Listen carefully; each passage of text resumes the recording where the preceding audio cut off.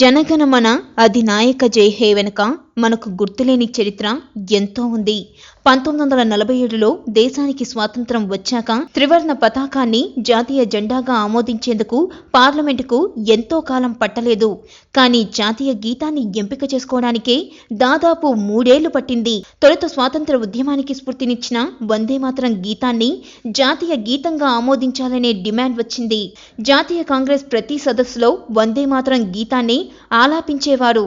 మొహమ్మద్ జిన్నా లాంటి ముస్లిం నాయకులు గౌరవపూర్వకంగా లేచి నిలబడేవారు. ఆ తరువాత ఛందస్సవాద ముస్లిం నాయకులు తమ మత విశ్వాసాలకు ఆ గీతం వ్యతిరేకంగా ఉందని విమర్శించారు. అప్పుడు వారి మనోభావాలను గౌరవించి ప్రధాని జవహర్లాల్ నెహ్రూ నాయకత్వంలోని ప్రభుత్వం ఈ విషయంలో నిర్ణయాన్ని వాయిదా వేసింది.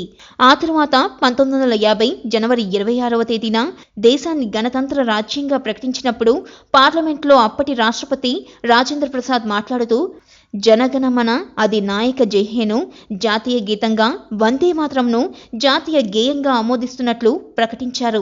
ఈ 2 పాటలకు సమాన హోదాను కల్పిస్తూ ఒక్కొక్కటి ఖచ్చితంగా 60 సెకండ్లు ఉండాలని కూడా పార్లమెంట్ నిర్ణయించింది. ఆ రోజుల్లో జాతీయ గీతం 60 సెకండ్లు ఉండాలంటే ఎక్కువ తక్కువ కాకుండా ఖచ్చితంగా 60 సెకండ్లే ఆలాపించేవారు. Like and subscribe Eagle Media Works.